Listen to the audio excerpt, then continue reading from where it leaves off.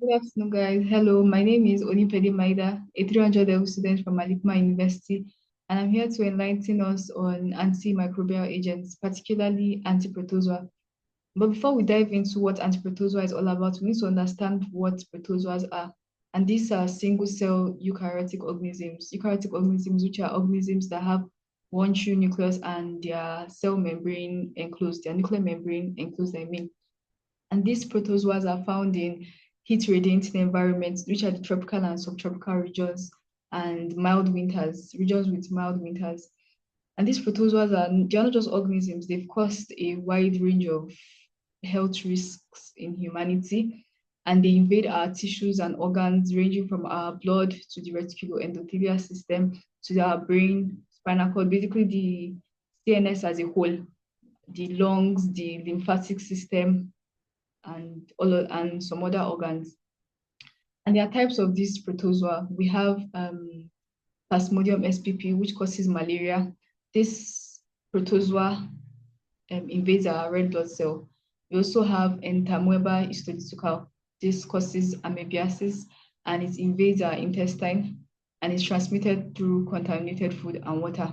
We also have leishmaniasis. We have Trichomonas vaginalis. This one is transmitted through sexual intercourse and it infects our urogenital tracts.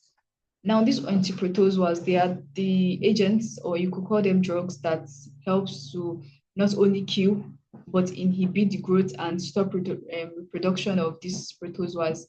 And there are classes of these antiprotozoals. We have anti-malaria, which helps to treat malaria, and it is transmitted by the female Anopheles mosquito.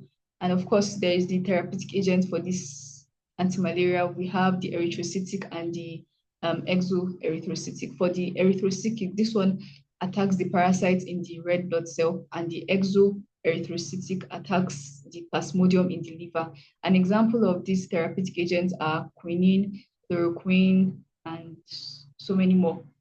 We also have anti-amoebiasis. This helps to treat um, amoebic dysentery, which is transferred through contaminated food and water.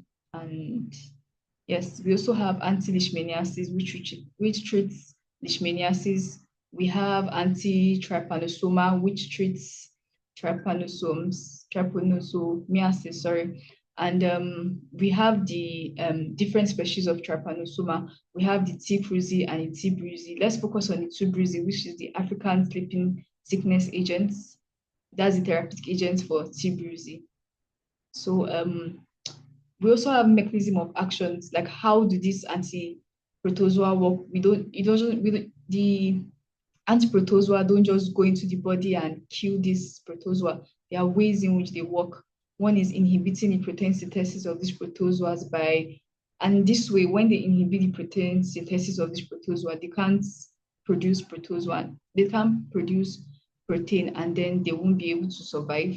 They inhibit their energy metabolism, interfere with their DNA synthesis, they disrupt their cell membrane, their microtubule function. This way they can't divide. So these are different ways the anti-protozoa take help in treating protozoa infections and all.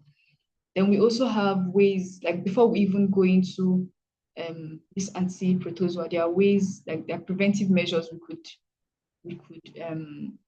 pick up, like boiling our water, cooking hygienically, production of effective drugs, production of effective drugs and all of that.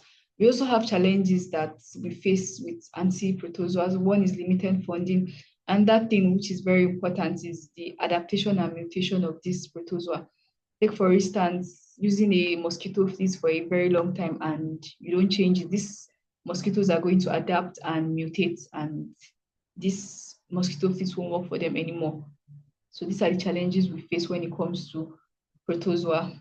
So I hope I was able to enlighten us on what anti-protozoa is, and what we need to focus on is washing our hands, boiling our water, cooking hygienically, and I promise you'll be fine.